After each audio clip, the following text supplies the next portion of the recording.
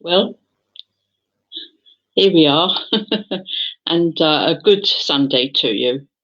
I decided that I would have a little chat today, trying not to interfere with people who are watching church services and so on and so forth. But however, I thought this was about the right time. And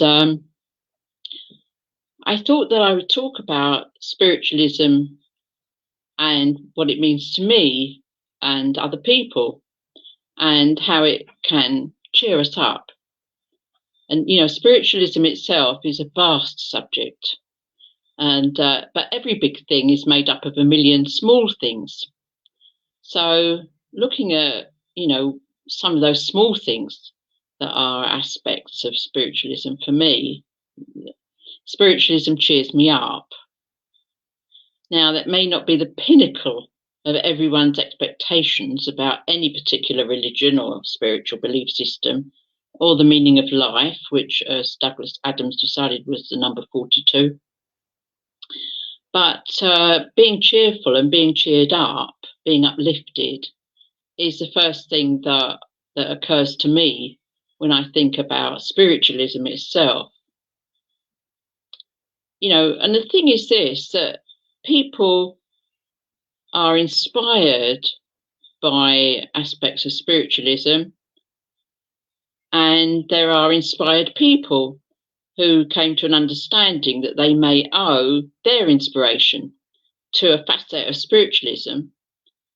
And 2 or 3 ways that mediumship can manifest. There's these really clever people on the other side of life. You can switch off now if you think I'm totally potty. Who can reach out in thought and send their thoughts to people who are still here on the earth plane, on the earth, as it were, on this planet, walking about, or whatever physical situation they might be in, maybe not able to walk or whatever, but think anyway.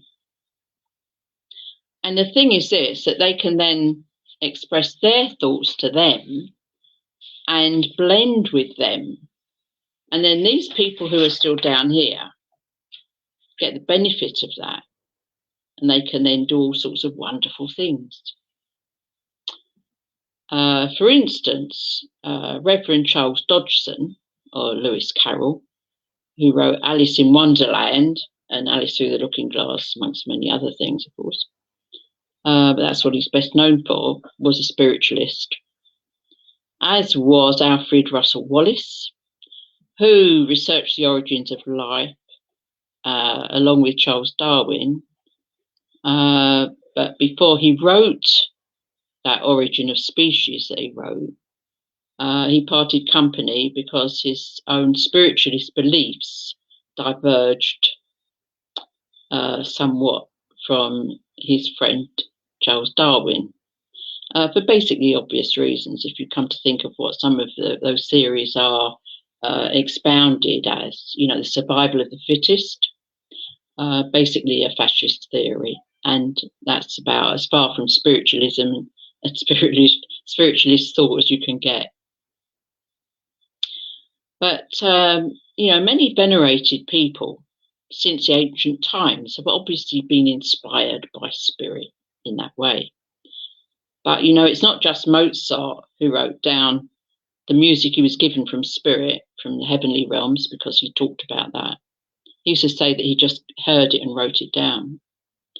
But in popular modern composing too, and I saw a film yesterday evening, as a matter of fact, called Telstar, and that was set in the 60s, and the 60s was a time of great social upheaval and beginning of better times and change for many.